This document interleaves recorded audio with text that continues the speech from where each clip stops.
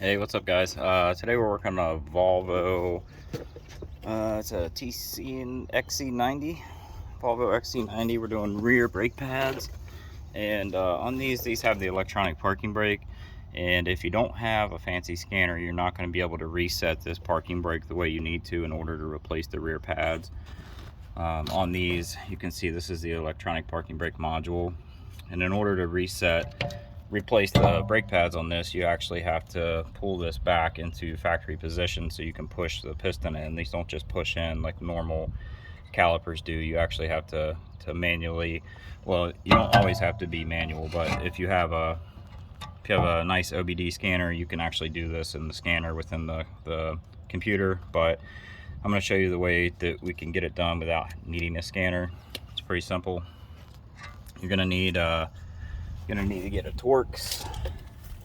See, it's a T30. There's two bolts. You can see one right here, and there's one on the back side. Probably hard to see. It's right here, kind of hard to get to. So we're just going to get those two bolts off, and then I'll show you where we go from there. Okay, so I got those bolts off. You can see what happened. It pretty much just this whole module just pulls right off the back of the caliper here.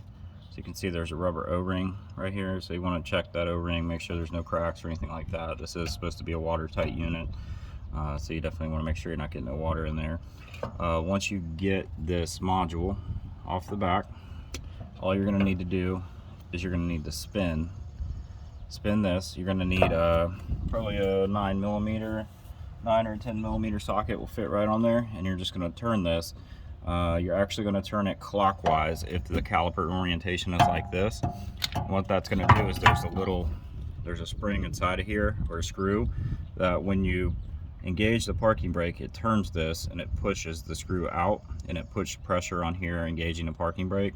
So what you have to do to be able to replace the pads, you have to get this piston to retract all the way back in, but that screw is stopping it. So you need to manually turn this clockwise to retract that little screw inside there all the way back up, and then you can just clamp down on your piston like you would with a normal caliper, and your piston is just going to collapse just like it should.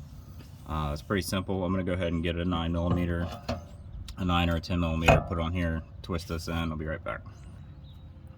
Okay, so I got a 9 millimeter deep well socket. You can see I got it sitting just on there. It doesn't need to be tight. You can turn this by hand. So you're just going to grab this, you're going to twist it. Maybe I told you the wrong way. So we need to go clockwise.